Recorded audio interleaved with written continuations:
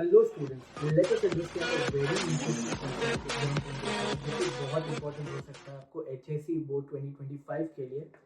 मैंने तीन चीज़ें देखी। फर्स्ट, बच्चों को जिन जिन टीचर्स ने प्राइस इलास्टिसिटी ऑफ डिमांड पढ़ाया है, ओके, वो इतने अच्छे तरीके से पढ़ाया है फिर भी बच्चे खुद भूल जाते हैं।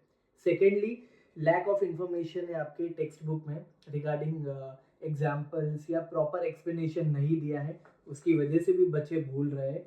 थर्ड थिंग, याद तो रहता है पर एग्जाम के टाइम पे थोड़ा सा इश्यू हो जाता है कि कंसेप्चुअली वो चीज़ कैसे क्लियर होनी चाहिए। तो come to this concept here and आपको real life practical experience and practical example के साथ आपको वो चीज़ मैं क्लियर कर दूंगा। शायद आप इसके बाद ये चीज़ कभी नहीं भूलोगे, ऐसा मुझे लगता है। ओके, तो प्राइस इलास्टिसिटी ऑफ डिमांड किस पे बेस्ड है? It is a relation between price and demand. It is a relation between price and demand. आपको पता है प्राइस अप जाता है डिमांड नीचे जाता है, डिमांड अप जाता है प्राइस नीचे जाता है, तो दोनों में रिलेशन कैसा? Inverse relation, that is opposite relation. तो change in quantity demanded for a commodity due to change in price for that commodity, यानी क्या हो जाता है, जो डिमांड है उसमें चेंज आ जाता है because of change in price. तो ये दोनों का रिलेशन हम समझेंगे with the following models. Okay, तो प्राइस इलास्टिसिटी ऑफ डिमांड के कितने टाइप्स है हमारे पास?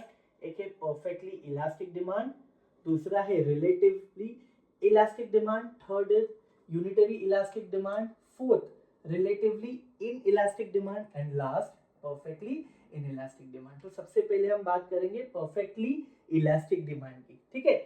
तो परफेक्टली इलास्टिक डिमांड में हो क्या रहा है, देखो आप देख सकते हैं, when demand for a product is entirely depend on price of the product, यानी जो डिमांड है वो पूरी की पूरी किस पे डिपेंड है? प्राइस पे डिपेंड है प्रोडक्ट के, है ना। तो आप गिवन डायग्राम में देख सकते हैं, प्राइस देखो, इन वाई एक्सिस में देखो, प्राइस देखो, थोड़ी सी चेंज क्या हो गई, प्राइस थोड़ी सी चेंज हो गई, उसका डिमांड देखो कैसे अनलिमिटेड हो रहा है।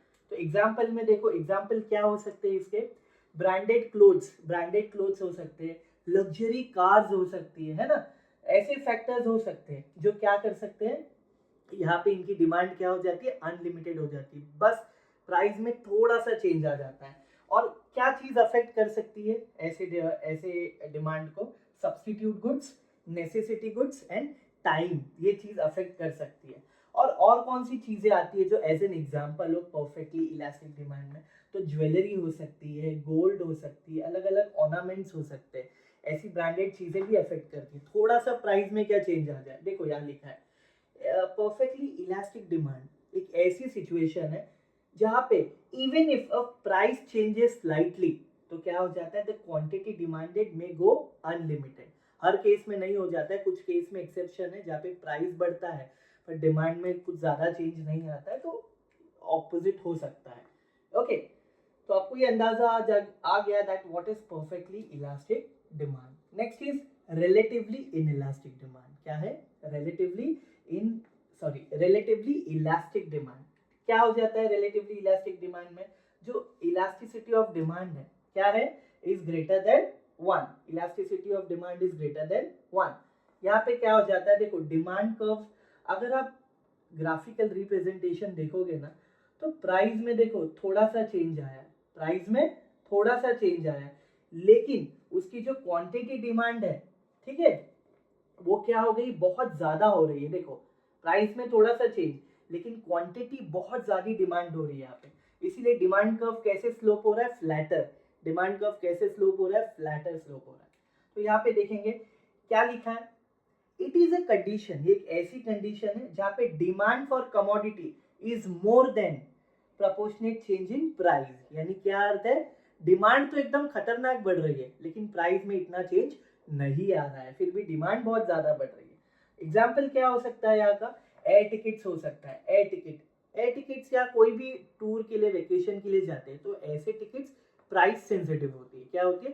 प्राइस सेंसिटिव, यानी थोड़ा सा भी प्राइस कम हो गया तो ऐसी चीज की डिमांड बहुत बढ़ जा रही है। सिमिलरली अगर थोड़ा सा प्राइस बढ़ गया तो इसकी डिमांड क्या हो सकती है? फॉल हो सकती है। इस केस में देखो प्राइस पी से, ओरिजिनल प्राइस से थोड़ी सी प्राइस गिर गई है ना, तो डिमांड देखो क्या हो गया, डिमांड इसका बढ़ गया। आगे देखेंगे, so the item falls under relatively elastic demand may have a huge difference in demand. Okay, third आप देख सकते हैं क्या है, unitary elastic demand. Unitary elastic demand, इस केस में आप क्या देख सकते हैं, प्राइस जो है आप देख सकते हैं, प्राइस क्या हुआ है, जितना फॉल हुआ है उतना ही क्वांटिटी में भी, क्वांटिटी डिमांडेड में भी उतना ही चेंज आया है. जितना प्राइस में चेंज आया उतना डिमांड में चेंज आया. इसीलिए क्या बोला जाता है, elasticity of demand is equal to 1. तो यहाँ पे डिमांड कर्व कैसे हो रही है, रेक्टेंगुलर हाइपरबोल. ये देखो रेक्टेंगुलर हाइपरबोल, डिमांड कर्व क्या है, रेक्टेंगुलर हाइपरबोल. तो यहाँ पे क्या बोलते हैं, it refers to situation when quantity change in quantity demanded is equal. क्या है, quantity change in price, quantity change in price is equal to quantity change in demand, दोनों सेम होती है. ठीक है, अब यहाँ पे कौन से एग्जांपल आएंगे, आप देख सकते हैं, मूवी टिकट्स हो गई, ठीक है, सेल फोन हो गए, लैपटॉप हो गए. एग्जाम्पल भी मैंने एक नीचे दिया है, और देखो एग्जाम्पल क्या है, if price of bananas decreases the number of people buying it में इंक्रीजेस. है ना, बनाना की प्राइस गिर गई तो उसको खरीदने वाले भी क्या हो जाएंगे, बढ़ जाएंगे. है ना, because now they can afford more banana at decreased price. कम प्राइस में ज्यादा बनाना खरीद सकते हैं. तो एट दिस स्टेज क्या हो जाएगा, ये एक ऐसी स्टेज होती है यूनिटरी इलास्टिक में जहाँ पे कंज्यूमर मोर यूनिट बाय करना चाहेंगे और प्रोड्यूसर या सेलर मोर यूनिट्स सेल करना चाहेंगे. अंडरस्टूड. उसके बाद है relatively in elastic demand. Relatively in elastic demand, यहाँ पे आप देख सकते हैं प्राइस में चेंज है, प्राइस क्या हो गई, फॉल हुई है, लेकिन क्वांटिटी डिमांडेड में ज्यादा फर्क नहीं आया. आप देखोगे तो इसकी कंप्लीट ऑपोजिट है, रिलेटिव इलास्टिक डिमांड की ऑपोजिट है रिलेटिव इन इलास्टिक डिमांड. यहाँ पे क्या हुआ था, प्राइस में चेंज आया थोड़ा सा, लेकिन क्वांटिटी खतरनाक बढ़ रही है. यहाँ पे देखोगे प्राइस में फॉल हुआ है, लेकिन क्वांटिटी डिमांडेड में कुछ खास फर्क नहीं है, डिमांड में कुछ खास फर्क नहीं आया. इसीलिए बोला है elasticity of demand is less than 1. तो क्या है, it is in condition where more change in price but less change in quantity demand. Price में तो बहुत चेंज आया है, लेकिन डिमांड में कुछ ज्यादा फर्क नहीं आया है. एग्जाम्पल में आप देखोगे तो प्राइस ऑफ पेट्रोल प्राइस में ऊंच नीच हो रही है, तो क्या डिमांड क्या उसकी, बट अभी सपोज करो मैं 104 रुपए लीटर ले रहा हूँ फॉर एग्जांपल पेट्रोल, है ना, वो 102 हो गया या 100 हो गया, तो क्या मैं 5 लीटर की जगह 50 लीटर भराऊंगा, नो, ज्यादा चेंज नहीं आएगा. है ना, इवन इफ प्राइस में बहुत उतार चढ़ाव हो जाए, ड्रास्टिकली इंक्रीज हो जाए, ड्रास्टिकली डिक्रीज हो जाए, डिमांड में इतना चेंज नहीं आएगा. वैसे ही कुछ और आइटम्स एग्जाम्पल में आते हैं रिलेटिवली इन इलास्टिक. आपको याद रखना एग्जाम में, एग्जाम्पल के बिना आंसर लिखना इज अ क्राइम. एटलीस्ट ये वाला आंसर आपको टेक्स्ट बुक में भी कम मिलेंगे, गूगल पे भी थोड़े से मिस्टेक वाले मिलेंगे, तो आपको फॉलो नहीं करने, आप एज इट इज इस आंसर को लिख सकते हो.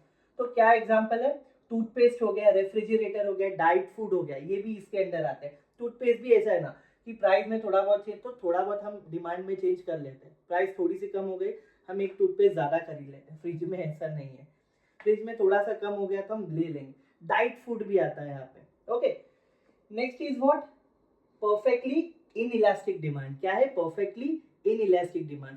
प्राइस चाहे आसमान छू जाए, प्राइस चाहे पूरी जमीन पे गिर जाए, हमारी क्वांटिटी डिमांडेड में कोई चेंज नहीं आएगा. सर मतलब ये कि प्राइस 50 रुपए से 10,000 चली जाए, प्राइस 50 रुपए से 1 रुपए पे आ जाए, quantity demanded will remain unchanged और कांस्टेंट. क्या है, देखो यहाँ पे आप देख सकते हो. ओके, क्या है, elasticity of demand is equal to 0 with respect to price. यानी demand curve is vertical. Demand curve यहाँ पे देखो क्या है, वर्टिकल है ना, वर्टिकल है टू किसको, y एक्सिस, और उसका ऑपोजिट आप देखोगे तो परफेक्टली इलास्टिक डिमांड.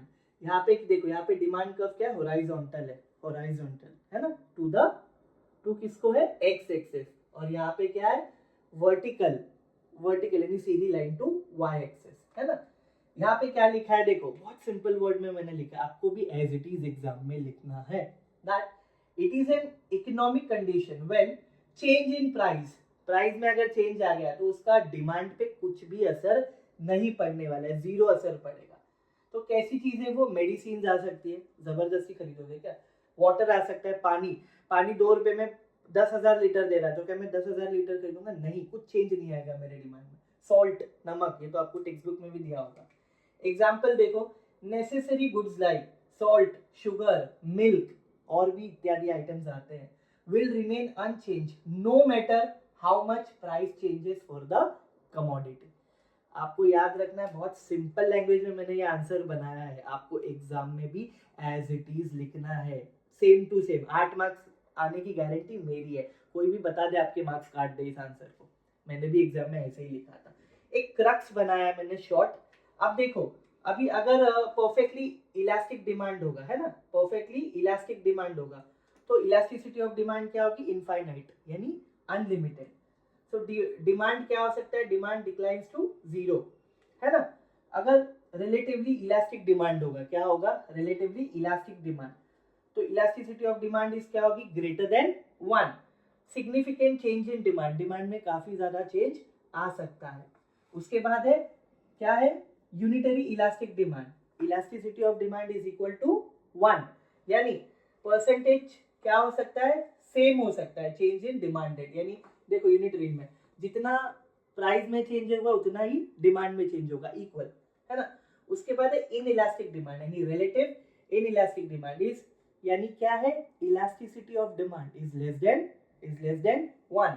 तो यहाँ पे क्या है? ज्यादा चेंज नहीं आएगा डिमांड में, भले से प्राइस में कितना भी चेंज आ जाए। देखो देखो यहाँ पे वो केस।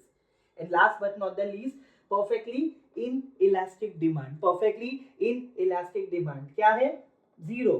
प्राइस में जमीन आसमान का फर्क आ जाए, डिमांड में कुछ चेंज नहीं आएगा, नो चेंज इन डिमांड। ये क्रक्स बना है, आपको ये भी याद हो गया एग्जाम टाइम पे, बहुत बड़ी बात है ना। और मैंने आपको बताया, देखो इस केस में क्या होगा, इस केस में डिमांड कर्व क्या होगी, है ना। यहाँ पे डिमांड कर्व क्या होगी, यहाँ पे डिमांड कर्व क्या होगी, सी प्रॉपरली, सब जगह मैंने आपको डिमांड कर्व और सारी चीजें प्रॉपरली बताई है ना। यहाँ पे भी देखो, तो आपको as it is answer exam में लिखना है, as it is answer exam में लिखना है, कुछ चेंज नहीं करना है ना। आपको पूरे 8 मार्क्स मिलने की गारंटी मेरी तरफ से। अब इस आंसर को हमें और नहीं खींचना है, एग्जाम में एज इट इज लिखो। Best of luck for exam.